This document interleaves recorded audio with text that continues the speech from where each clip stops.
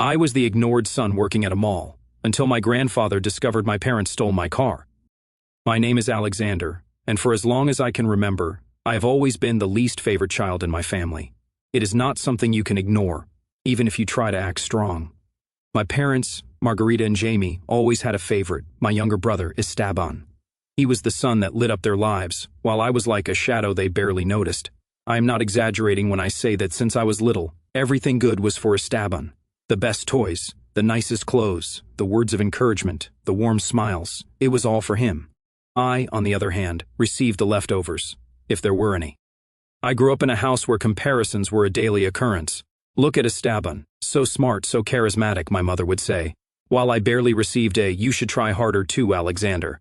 My father was no better. He was always busy praising Esteban for anything from a mediocre drawing to an average grade in school. I, on the other hand, could get perfect grades or win a school competition, and the only thing I would get was a good but do not get complacent. It was as if my existence was an inconvenience to them. Despite that, I was never one to give up. When I finished high school, my parents made it clear that there was no money for me to go to college. "We cannot afford everything, Alexander. Esteban needs more support. He has a brilliant future," my mother once told me with that cold look she always reserved for me. So at 18, I started working at a shopping mall. It was a simple job, the kind that requires no experience. I worked in a clothing store, folded shirts, organized shelves, and smiled at customers even when I was exhausted. The pay was not great, but it was enough for the basics: food, some clothes, and an occasional outing with my friends. It was my way of holding my head high, of proving to myself that I did not need my parents' approval to get ahead. Meanwhile, Esteban did not work. He did not even try. My parents justified it by saying he was finding his path, or that he was too young to worry about those things. At 20 years old, the only thing he did was spend the day at home playing video games or going out with his friends, always with money that he mysteriously never lacked. I, on the other hand, would come home exhausted from work, my hands covered in calluses, and my head full of worries, only to hear the derogatory comments from my family. "I do not know how you are still at that mediocre job, Alexander," Esteban would tell me with a mocking smile as he tried on a new jacket my parents had bought him. "You should aim higher, do not you think?" My mother would nod in agreement, and my father would not even look up from his newspaper. It was as if my effort was worthless to them. What kept my family afloat was not my parents' work, because to be honest, they did not work either. A couple of years ago, they both lost their jobs. My mother said it was because of the economic crisis, and my father blamed bad luck, but the truth is I never saw them make an effort to find something new. The reason we were not out on the street was my grandfather, Antonio. He lived in another country, and since he retired, he had a generous pension and savings that seemed endless. Every month he sent money to cover the household bills, the rent, utilities, food, everything. He even paid for Esteban's whims, like his designer clothes or his expensive outings. My parents handled all of it because, according to them, it was easier that way. I never saw a cent of that money, but I never asked for it either. I have always believed that you should earn your own way. My grandfather Antonio was the only person in my life who truly seemed to value me. When I was a child, I spent my summers with him, and those were the best moments of my childhood. He would take me fishing, teach me how to fix things in his workshop, and always tell me, "Alexander, you have something special. Do not let anyone make you feel like less." He was the only one who made me feel like I was worth something, but 3 years ago he moved to another country and I had not seen him since. We spoke on the phone from time to time, but the distance limited our relationship to those short calls. Still, I knew I was his favorite grandson, even though he never said it in those words. It was something you could feel in his voice, in the way he took an interest in me. The day of my 23rd birthday was not much different from the previous ones. My parents had never been ones to celebrate my birthdays with enthusiasm. When I was little, at most they would give me a small cake and sing happy birthday with the same emotion one sings the national anthem in school out of obligation. But that year, something was different. When I got home after a long shift at the mall, I found a cake on the kitchen table. It was not anything special. One of those cheap cakes from the supermarket with cheap frosting that fell apart at the touch. My parents and Esteban were there, and they sang happy birthday, with a reluctance that was almost laughable. "Happy birthday, Alexander," my mother said, forcing a smile. My father barely grunted something, and Esteban did not even look at me. He was busy with his phone. There were no gifts, no cards, nothing. Just that sad cake on the table. I found it strange that they had even bothered to buy it, as it was not their style. Then my mother said, "This is from your grandfather, Antonio. He wanted you to have something for your day." I nodded gratefully, though something inside me felt that something was off. Why would my parents, who never cared about me, have organized this? But I did not dwell on it. I thought maybe my grandfather had specifically asked them to do something for me. That night, I cut the cake, and we each had a piece. Nobody said much, and the celebration lasted less than 10 minutes. Then everyone went back to their own thing. Esteban to his room, my father to the couch to watch television, and my mother to check her phone. I went to my room feeling more alone than ever, but I let it go. It was my life, and I was used to it. What did seem strange was what happened next. In the following weeks, I noticed that my parents and Esteban started to behave differently. Suddenly, they had money. It was not just that they paid the bills on time, but they started to indulge in luxuries. My mother bought new clothes from brands she used to say were a waste. My father showed up with an expensive watch, and Esteban was more unbearable than ever, showing off a pair of designer sneakers and talking about a trip they were planning. One day, I overheard my mother on the phone talking about a vacation the three of them were going to take. "Just us, a little getaway to relax," she said, as if I did not exist. And so it was. They went on a 1-week-long trip to a beach resort. They did not even invite me. "There is no room, Alexander, and besides, you have to work, do not you?" My father told me with a smile that I could not tell if it was cruelty or simple indifference. I stayed home working my shifts at the mall while they posted pictures on social media, smiling as if they were the perfect family. I am not going to lie, it hurt. But I also wondered where they were getting so much money. My grandfather always sent enough for the bills, but this was different. Was Antonio giving them more? I decided not to think about it too much. Maybe it was just that, an extra gift from my grandfather. I did not want to get into trouble. A year passed, and my life remained the same. The same job at the mall, the same salary that was barely enough, the same mockery from my family. Esteban still was not working, living like a king thanks to my grandfather's money, while my parents spoiled him as if he were a prince. I, on the other hand, continued to be the target of their comments. "Another year and you are still doing the same thing, Alexander," my mother once told me in a tone that dripped with contempt. "At your age, you should have a better job." Esteban would laugh, and my father would nod as if he agreed. I just clenched my teeth and carried on. When my 24th birthday arrived, I did not expect anything special. I thought it would be another day of work, another cheap cake if they even bothered, and the same bored faces from my family. But then something unexpected happened. I received a call from my grandfather, Antonio. His voice sounded warm as always, but also excited. "Alexander, my boy, how are you? I am coming to visit you for your birthday today. I want to take you to dinner at the best restaurant in the city. Invite your parents and Esteban. This is a family celebration." I could not believe it. My grandfather was coming. I had not seen him in 3 years, and the idea of having him here filled me with a joy I had not felt in a long time. I accepted immediately, and he told me he would arrive in the evening. I was so excited. Finally, someone who truly loved me would be here. My grandfather kept his promise.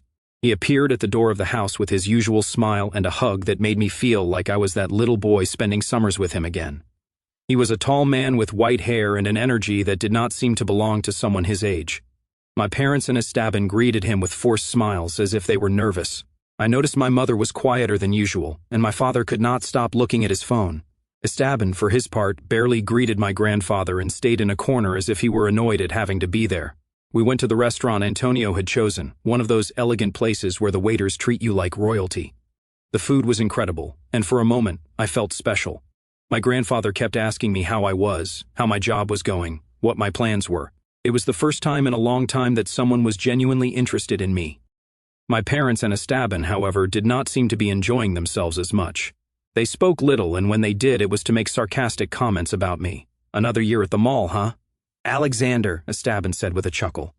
"How immature. You are still the same as always," my mother added. I tried to ignore them. I did not want their words to ruin the moment. But then after dinner, while we were having dessert, my grandfather looked at me with a smile and said something that changed everything. "Alexander, tell me, did you like the gift I sent you last year?" I was confused. The gift from last year? The only thing I had received was that horrible cake, and my parents had said it was from him. "Oh yes, thanks for the cake, Grandpa. My parents told me it was from you," I replied, trying to sound grateful. But Antonio's face changed. He frowned as if something did not add up. "A cake?"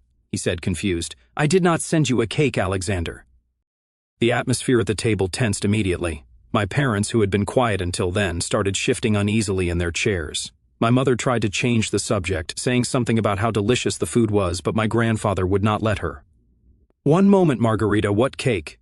He looked at me and said, "Alexander, did not you like the car I sent you for your birthday last year?" I felt as if the world had stopped. "A car? What car?" I looked at my grandfather, completely lost. "What car?" I did not receive any car, Grandpa. Just the cake that my parents said was from you. At that moment, I saw my mother's face turn pale, and my father drop his fork on his plate. Esteban, who always had something to say, was silent, staring at the floor. Antonio turned slowly towards my parents, and his expression was a mixture of confusion and fury. "What is going on here?" he asked in a voice that sent shivers down my spine. "I gave you a car for Alexander, a sports car to be his birthday present. Where is that car?" My parents began to stammer. My mother said something about a possible misunderstanding, and my father tried to blame the shipping company, saying maybe it never arrived, but my grandfather was not stupid. He slammed his hand on the table, making the glasses tremble. "You tell me right now what happened to that car, or there will be consequences," he shouted. The restaurant fell silent. The other diners were looking at us, but I did not care. I was in shock. A car. My grandfather had sent me a sports car, and I had not received it. I looked at my parents, waiting for an explanation, but what came next was worse than I could have imagined. Between mumbles and excuses, my mother finally confessed. "We sold it," she said almost in a whisper. "We needed the money, Antonio. Things were tough," my father interrupted her, trying to justify himself. "It was for the good of the family. We could not afford to maintain such an expensive car, and Esteban needed things." That is when I lost control. "Esteban needed things," I shouted, unable to contain myself. "And what about me? I do not matter. Why is it always him?" My grandfather said nothing for a moment, just looked at them with a fury I had never seen in him.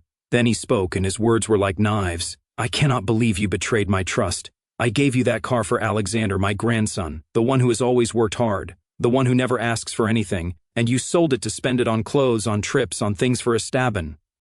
"Seriously?" My parents tried to apologize, saying they would not do it again, that it was a mistake. Esteban, for the first time, looked scared, but my grandfather did not want to hear any more. "Not one more cent," he said, standing up from the table. "It is over. Pay this bill yourselves." Then he looked at me and said, "Alexander, let us go." We left the restaurant, and my grandfather took me to his car. As he drove, he told me the whole truth. For years, he had been sending money for me, not just for the house. He transferred the money to my parents because he trusted them, but now he realized they had kept it all. The sports car was not the only thing. He had sent money so I could study, so I could have things that would help me get ahead, but my parents had used it for themselves and for Esteban. "I realized a long time ago how they treated you, Alexander," he said. "The teasing, the way they made you feel less. But this is the last straw." I was in shock, not just because of the car, but because of everything my grandfather had tried to do for me. I felt betrayed, but also relieved. Finally, someone saw the truth. Then Antonio looked at me and said, "You are not going to stay here with them. Come with me. I live in a country where you will have opportunities. I will help you start over." I did not think twice. I accepted. A week later, I was on a plane with my grandfather heading towards a new life. When I arrived at his house, I was blown away. It was a huge house with a garage full of sports cars. "Pick one," he said, smiling. "The one they stole from you is gone, but these are yours." I chose a bright red car like something out of a movie. It was more than I had ever dreamed of. With my grandfather's help, I got a job at a major company. It was not just any job. It was a well-paying position with opportunities for growth. For the first time in my life, I felt like I was worth something. My grandfather was proud, and so was I. A few months later, my phone started ringing. It was my parents and Esteban. I did not answer the first call or the second. For weeks, my phone was filled with messages and calls. I ignored them all because honestly, I did not want to hear from them. After what they had done, selling the car my grandfather had given me, using the money he sent for me on their own luxuries, mocking me for years, I felt no obligation to answer them. But one night, after a long day at work, curiosity got the better of me. I decided to answer just to see how far their audacity would go. "Alexander, is that you?" my mother said on the other end of the line. Her voice was shaky, almost unrecognizable. It had always had that authoritarian tone, as if I were a nuisance. But now she sounded desperate. "We need to talk to you. Please do not hang up." I remained silent, waiting for her to continue. "Things are difficult. Your grandfather cut us off completely.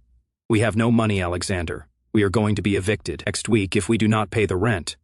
You are our family. You have to help us." I could not help it. I let out a dry laugh. "Family." The word sounded ridiculous coming from her mouth.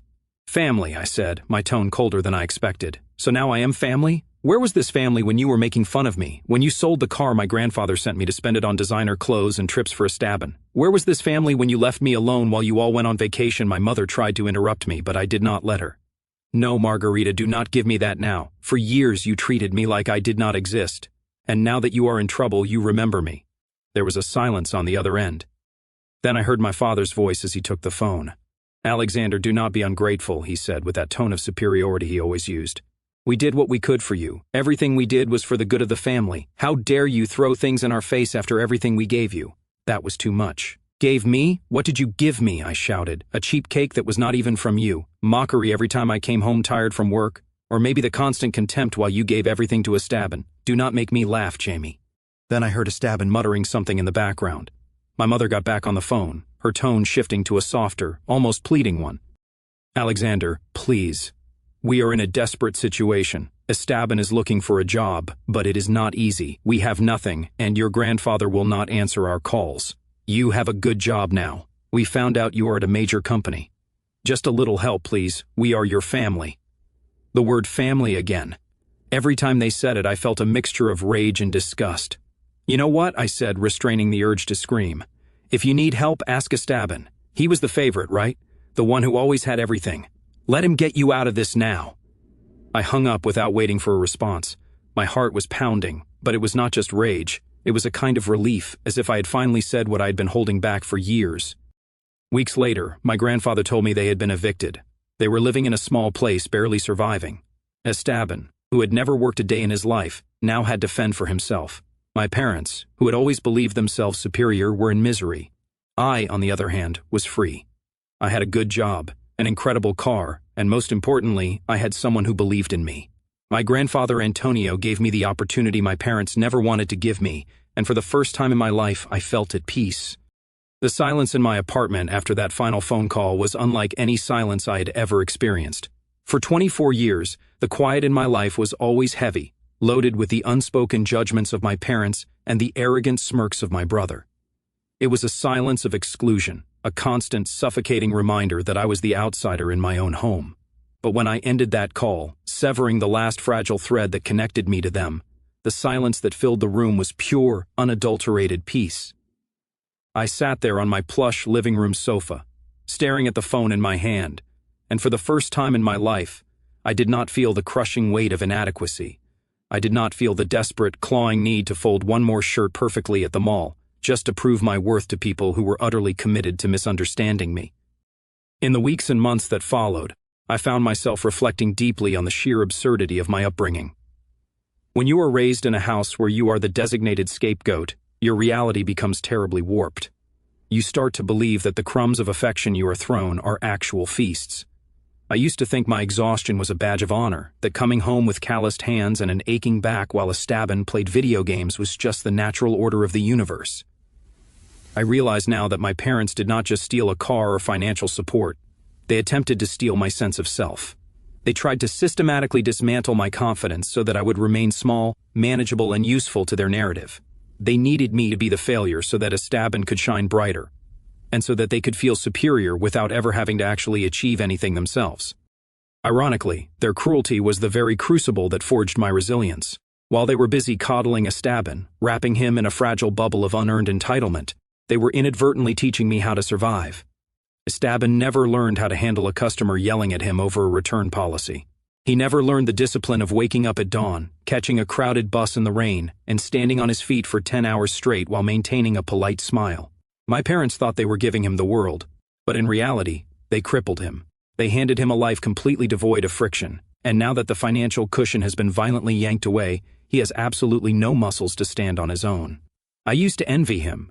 I used to look at his designer clothes and feel a burning, shameful jealousy. Now, when I think of him, all I feel is a profound pity. He is a grown man terrified of his own shadow, entirely unequipped for the harsh realities of the real world. Healing, however, has not been a perfectly linear journey. When I first moved to this new country with my grandfather Antonio, I carried a lot of defensive armor with me. I was constantly waiting for the other shoe to drop. Whenever he offered to pay for something, or whenever he praised my work at my new corporate job, I found myself tensing up, searching his face for the hidden condition. I was so conditioned to transactional love that had to be bought, earned, or negotiated, that Antonio's unconditional support felt completely alien. I remember one evening, about 2 months after I moved in, I accidentally spilled a glass of red wine on his expensive, cream-colored living room rug. My immediate reaction was pure visceral panic. My heart hammered against my ribs, and I started frantically apologizing, mentally preparing myself for a barrage of insults or a week of the silent treatment. That was exactly how my mother would have reacted. Instead, my grandfather just laughed warmly, tossed me a towel, and said, "Alexander, it is just a rug. It has no soul. You do. Stop shaking, my boy." I went to the bathroom, locked the door, and cried for 20 minutes. I cried for the scared little boy I had been, and for the incredible relief of finally being safe. The job Antonio helped me secure has been another massive revelation. I walked into that major corporate building on my first day terrified that I was a complete imposter. I was just the guy who folded t-shirts at the mall, right? What did I know about corporate strategy? But I quickly realized that the work ethic I had developed in that fluorescent-lit retail store translated seamlessly into my new career. I knew how to manage difficult personalities, I knew how to organize chaos, and most importantly, I knew how to put my head down and work without needing constant praise. Within 6 months, I was promoted. When I received my first major bonus, I did not go out and buy something flashy. I took my grandfather to the best, most exclusive steakhouse in the city, and this time, I proudly paid the bill. Sitting across from him, raising a glass to our new life, I finally felt the last lingering ghosts of my parents' house fade away into nothingness. And then there is the car. The bright red sports car sitting perfectly parked in my garage. On the surface, it is a magnificent piece of machinery, a symbol of wealth and status. But to me, it represents so much more than that. Every time I grip the leather steering wheel and hear the ferocious roar of the engine coming to life, it is a visceral reminder of my grandfather's justice. It is the physical manifestation of the truth finally coming to light. My parents tried to sell my future to fund their present, but they failed spectacularly. The car is my freedom. It is the thousands of miles I have put between myself and the toxic, suffocating environment that tried to drown me. Sometimes, on the weekends, I drive it out onto the winding coastal highway just as the sun is setting. I roll the windows down, let the cold wind rush through the cabin, and I just scream. Not out of anger, but out of absolute triumphant liberation. I know that somewhere across the globe, my parents and Esteban are struggling. I know they are probably sitting in a cramped, dingy apartment, blaming the economy, blaming my grandfather, and undoubtedly blaming me for their utter misery. People like them never take accountability. They will rewrite the history of what happened 1,000 times in their own minds just to make themselves the tragic victims. But the beautiful part is that I no longer care. Their twisted narrative no longer dictates my reality. I am no longer the ignored son fading into the shadows of a neglected childhood bedroom. I am Alexander, a man who built his character in the dark and is now finally, unequivocally, thriving in the light. I have a real family now, a family composed of one incredible old man who saw my worth when the people who brought me into the world refused to. And for the rest of my life, I will wake up every single day and make sure his faith in me is the greatest investment he ever made. This story is not just one person's experience, but a mirror reflecting a highly common reality in our society. The personal details may differ, but the underlying lesson is a shared answer for many similar situations. In many families, favoritism is quietly disguised as love, and sacrifice is demanded from the one who receives the least.